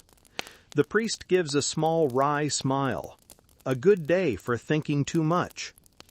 You laugh quietly, though the sound catches in your throat. He's right about that. The Aztec calendar is dizzying, a dance of wheels within wheels. One tracks the solar year, 365 days divided into 18 months of 20, plus 5 unlucky days at the end, when the world feels slightly off balance. Another tracks a sacred cycle of 260 days, combining 13 numbers with 20 symbols, jaguar, reed, death, movement, and so on. Every person is born under a specific sign, and that sign shapes their fate. A child born on 7 Monkey might be a talented artist. while a child born on 9 flint could become a fierce warrior. No destiny is simple. Everyone balances gifts and curses. You ask what day you might have been born under. The priest consults his charts, traces a few symbols, and frowns. 8 house, he says. Those born under house seek shelter, but they often lose it. You decide not to ask for clarification. As the day fades, you sit with a group of students beneath a canopy of woven reeds. They argue, gently, respectfully, about what the heavens truly mean. One claims the gods control every star. Another insists the stars are simply reflections of earthly order, mirrors of human struggle. A third student leans closer to you and whispers, "Perhaps the gods made the sky for us to wonder at. Maybe that's the only purpose." Historians still argue whether Aztec cosmology was fatalistic or philosophical, whether they believed life was predestined or simply patterned, like the movement of the stars. Listening to these students, you realize it might have been both. They live inside their myths, but still question them, just like you live inside your own. That night, you sit beside the lake again, clutching the obsidian stone the dream interpreter gave you. The water is still, reflecting the stars like a second sky. You remember something one of the priests said earlier. To see the gods, look not up, but down into what reflects them. You hold the stone above the water. In its black surface, you see yourself, tired, uncertain, small against the immensity of the universe. Then, for just a moment, the reflection shifts. You see feathers, fire, a face half-shadowed, half-light. You blink, and it's gone. Was it your imagination? A trick of the moon? Or did the stone truly show you something? You'll never know for sure. But one thing is certain. In this world, everything connects. Dreams, stars, gods, people, all threads in a single fabric woven by unseen hands. As you lie back, the obsidian cool against your skin, you watch Venus climb higher. The city sleeps beneath a blanket of murmured prayers, and you find yourself whispering one too. Not to a god, but to the stars themselves. Let me wake tomorrow, still part of this story. The lake sighs softly in reply. At first, it's just a rumor, a quiet one, half joked about in the markets and half feared in the temples. Traders from the coast tell strange tales of floating mountains that move across the sea, carrying pale-skinned men in shining shells, who command animals the size of houses and weapons that roar like thunder. No one believes them. Not really. The Aztec Empire is the center of the world. How could it fall to men who can't even speak Nahuatl, who smell of salt and wear metal instead of cotton? And yet, as the days pass, the whispers multiply, drifting up from the coasts and echoing along the causeways like ghosts on the wind. You hear it first from a merchant who deals in cacao. He leans close over his stall, glancing around, as if the gods themselves might be listening. They came from the east, he whispers, from where the sun is born. Some say they ride beasts with hooves of thunder. Some say their faces are hidden behind mirrors. Another trader interrupts with a laugh. Mirrors? Foolishness. Probably just pirates. The coast is full of them. But even he doesn't sound convinced. The laughter fades quickly, replaced by a strange unease, the kind that doesn't go away when the conversation ends. A few days later, a messenger from Veracruz arrives in Tenochtitlán. His sandals are torn, his face gray with exhaustion. He bows low before the officials of the market and tells his story. A fleet of wooden islands has anchored off the shore. The strangers on board are not pirates, they are soldiers. When the rumors reach the palace, even Emperor Moctezuma grows uneasy. You're not close enough to see him, of course, but the city feels it, the change in mood, the tension in the air. The emperor, they say, doesn't sleep. He sends priests to the temples, sorcerers to read the omens, and scouts to the coast. He listens to every whisper, and the more he hears, the worse it becomes. One morning, a runner returns with a painted message, a codex, showing men with pale faces, iron weapons, and thunder sticks that spit fire. They've brought beasts that snort smoke and crush the ground beneath their hooves, and their leader, one called Malinche's captain, claims to come in peace. The omen readers consult the sacred calendar. They find the day's sign, one reed, the same sign, they say, under which the god Quetzalcoatl once promised to return from the east. That night, the temples burn brighter than ever. Priests offer sacrifices to steady the sun and beg for guidance. Some whisper that Moctezuma believes the strangers are gods. Others say he only fears that the gods might be walking among them. You feel the change everywhere. In the markets, the laughter fades. Women sell charms and talismans made of bone and jade, meant to ward off unseen forces. Children whisper about men with glowing eyes. Even the birds seem quieter, the air heavier. A sense of waiting hangs over the city, as if Tenochtitlan itself is holding its breath.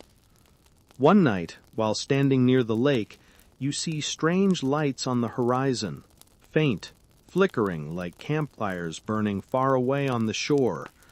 You tell yourself it's nothing, just fishermen. But deep down, you know it's something else. By morning, the rumor spreads. The strangers have marched inland. Towns surrender before they even fight. And yet the Aztecs don't panic. Not yet. The Aztecs have faced rebellions, droughts, plagues. They've conquered whole kingdoms and pulled cities from the mud. What are a few foreign soldiers compared to the will of Huitzilopochtli, the sun in his armor of flame? Still, you notice more warriors being trained, more scouts dispatched. The temples fill with incense. The priests' chants rise higher each night. The gods must be fed. The sun must keep rising. Then one day a runner collapses at the city gates, his body streaked with mud and his voice hoarse. He's seen them, seen their faces, seen the creatures they ride. They carry thunder in their hands and fire on their breath. The earth shakes when they move. Our warriors cannot touch them. Their skin is metal. Their beasts kill with a kick. And he pauses, trembling. And they are led by a man who wears a cross of gold. The guards stare, unblinking. One of them mutters a prayer. The messenger looks up, eyes wide with something between awe and despair. If these are not gods, he says, then the gods have sent them. That night the city looks upward. A comet streaks across the heavens, bright, silent, burning. It splits the darkness like a blade. The priests fall to their knees. One whispers, another omen. The heavens themselves cry warning. You feel it too, the raw sense that something vast is approaching, something that cannot be reasoned with or stopped. The air smells of smoke, even though no fires burn nearby. The lake reflects the stars like a pool of ink, but beneath the surface, the water ripples, restless. The empire still stands, the drums still beat, but beneath the rhythm, there's a tremor, a hidden note of fear. Moctezuma sends gifts to the strangers, gold, food, fine cottons, hoping to appease them, to understand them before meeting. The gifts are accepted, but the strangers keep coming. From your perch atop a temple, you watch the sun rise over the mountains and realize that for the first time since you arrived, the city feels smaller, fragile even. It's a beautiful morning, the kind that should make you forget fear. The lake shimmers, the markets stir, the causeways glow in gold light, and yet somewhere beyond that glittering horizon, boots march closer. The wind shifts, carrying the scent of the sea, and for the first time, you wonder if even gods can bleed. It starts quietly, with dust, a fine pale dust that rises over the distant hills where the causeways meet the mainland. The traders stop talking, the drummers stop drumming, even the lake birds hush mid-flight. At first, it looks like the mountains are moving, but then the glint of metal catches the sun, and the truth hits like a stone to the chest. They're here. Not rumors, not drawings on bark paper, not priestly warnings whispered in candlelight, but real men, marching, their armor shining like liquid fire.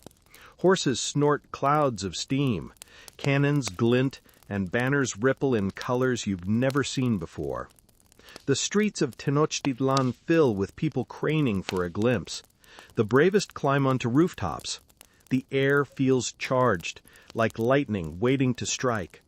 And somewhere above, the temple bells toll, slow and uncertain. Moctezuma's messengers rush through the streets. You hear their commands: prepare, clean, decorate. The emperor himself has chosen to welcome the strangers as guests, or gods, though no one can tell which he truly believes.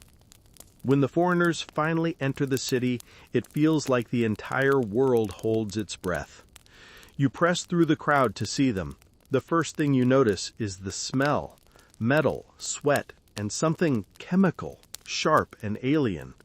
Then the sound, the clank of armor, the creak of saddles, the rhythmic thud of hooves on stone.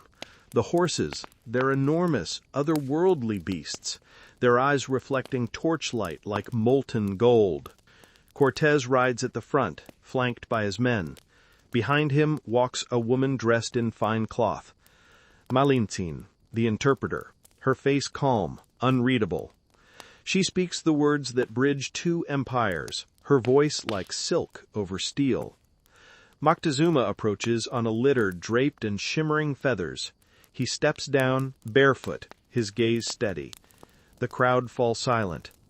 As he offers Cortez garlands of flowers and golden necklaces, the stranger accepts, bowing slightly. For a moment, the scene is surreal, peaceful even.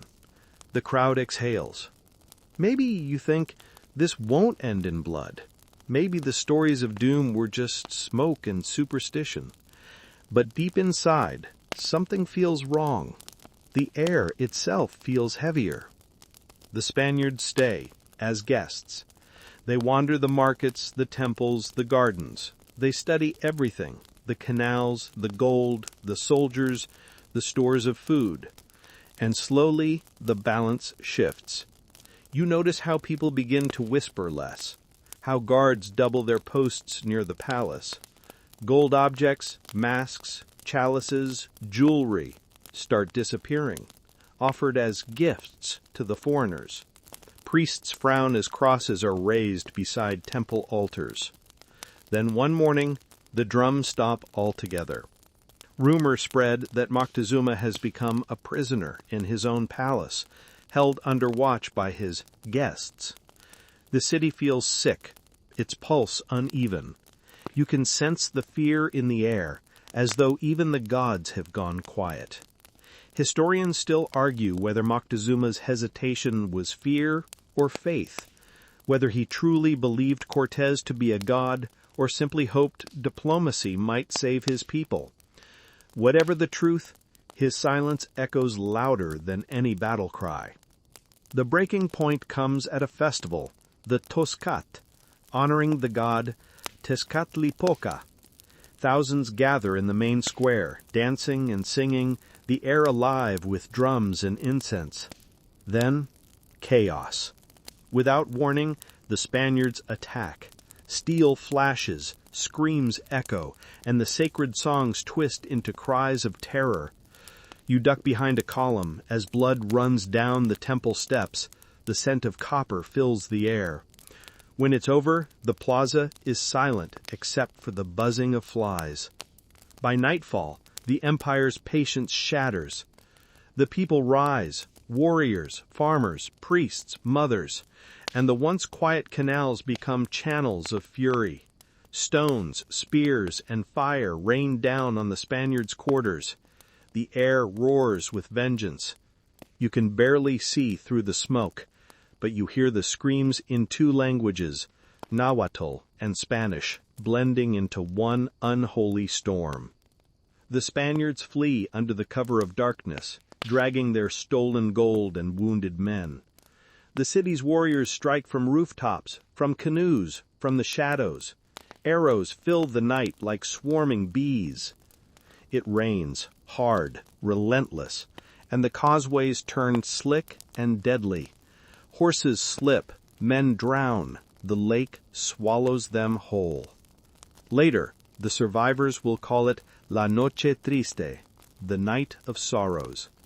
You stand on the temple steps, soaked in trembling, watching the flames reflect on the water.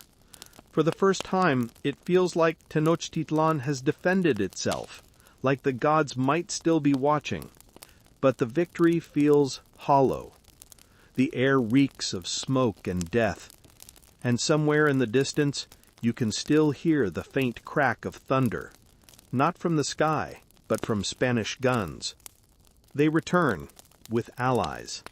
Entire cities that once bowed to Tenochtitlan now march beside the Spaniards, eager for revenge. The empire's enemies have found new gods, new weapons, new promises. And then comes something worse than war: disease. It spreads silently, faster than any arrow. Fever, coughing, sores. People collapse in the streets, too weak to move. The priests burn incense until the air chokes, but it can't drive away this invisible curse. Historians still argue how smallpox arrived, whether by accident or fate, but its toll is undeniable. Whole families vanish. The city smells of ash and sickness. By the time the foreigners close in again, Tenochtitlan is already broken. The siege lasts months. Food runs out. The canals dry to sludge. You eat roots, weeds, anything that isn't stone. The once glittering city of the lake turns gray, silent, starving. You watch friends waste away, their eyes hollow, but still proud. "We feed the gods," one whispers, even if the gods no longer answer. When the final assault comes, it's merciless. Cannon fire echoes across the lake. Spanish ships, built from the forests of the mainland, glide through the water, tearing through the canoes of desperate defenders. The temples burn, smoke twisting into the sky like black feathers. You fight, but every step backward feels like the lake reclaiming its own. Streets collapse into water, houses crumble, warriors slip on the slick stone and vanish beneath the waves. And then, amid the chaos, Moctezuma appears on the balcony of his palace, or what's left of it. He calls for peace, his voice breaking against the storm of shouts. Stones fly from the crowd. The emperor falls. Whether he dies by his people's rage or a Spanish blade, no one agrees. The chronicles blur. But the moment he falls, something sacred breaks with him. The gods go silent. The drums stop.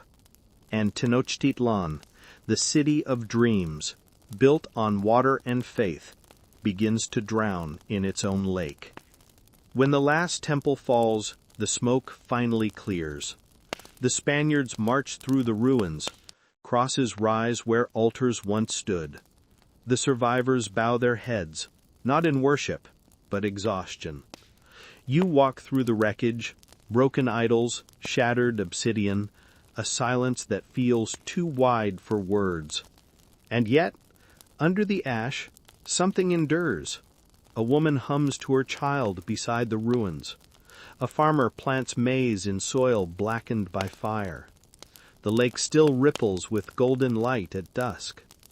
Even as the empire falls, life refuses to vanish. Maybe that's the real power of this place.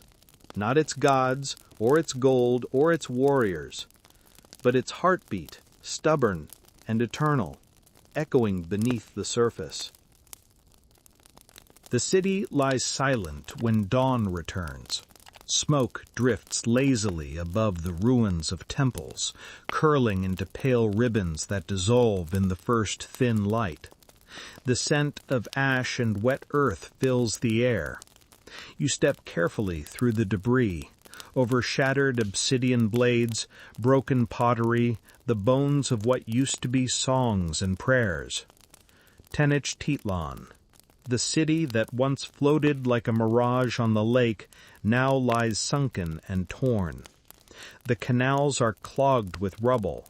The causeways are broken teeth. Yet beneath the water you can still see glints of turquoise, the shimmer of mosaic work too stubborn to fade. The empire is gone, yes, but the lake remembers. Every ripple feels like a heartbeat. For the first time in living memory, the drums do not sound. The temples no longer burn with copal, and the air feels empty without the rhythm that once carried prayers skyward. You can almost hear the absence, like a missing note in a song that refuses to end. The Spaniards, weary and hollow-eyed, move through the ruins counting their gold and their dead. They call this victory. But as you watch them struggle to build on top of the drowned city, you sense they've inherited not a triumph, but a ghost. You wade through a flooded street, the water cool against your legs. Each step releases a swirl of dust, bits of corn husk, feather, and ash. Somewhere nearby, a child hums a lullaby. The tune is old. Older than the invasion, older than the empire itself. You pause, listening. It's the same rhythm the drums once carried, slow, steady, enduring. You begin to notice small things that have outlasted destruction. Women still grind maize by hand, singing softly as they work. Farmers still wade into the lake to tend the chinampas, the floating gardens that refuse to die. Fishermen still cast their nets at sunrise, whispering to the water as if it understands. The Spaniards give new names to everything, the lake, the temples, the gods. But names are fragile things. Beneath their words, the Nahuatl language still hums. Beneath their churches, the old stones still breathe. Historians still argue whether the Aztec spirit was broken or merely hidden, whether the fall of Tenochtitlan marked an end or a transformation. But as you watch a mother trace a glyph into the dust for her son, teaching him how to write what cannot be spoken out loud, you know the truth. The empire has only changed form. It has learned how to live beneath the surface. Years will pass, new buildings will arise, new rulers will come, new gods will claim the skies. But deep below, the foundations of Tenochtitlan will remain, stone upon stone, story upon story, the city beneath the city. Sometimes when the rains come and the streets of modern Mexico City flood, locals say the lake is remembering, that if you listen closely, you can hear drums echoing through the water, faint but persistent, the old heartbeat. You think of the first morning you awoke here, the sunlight glinting off the canals, the call of distant traders, the smell of wet earth and maize, the laughter in the markets, the clang of obsidian blades, the temple chants that reached toward the sun. And you realize that though the gods may have gone silent, The people never did. They just found quieter ways to endure. In language, in music, in the tilt of a woven pattern that still honors the old stories. You came here thinking survival meant endurance, but here survival means memory. You've watched empires rise on faith and crumble under it. You've seen how fragile power can be, and how impossible it is to erase a culture that keeps singing, even in whispers. The Aztecs believed the world had died and been reborn many times, that each age ended in fire or flood or darkness. Maybe this fall is just another turning of that eternal wheel, and maybe even now the sun still waits to rise again. You kneel at the lake's edge, the surface smooth as glass. Your reflection shivers with each breath of wind.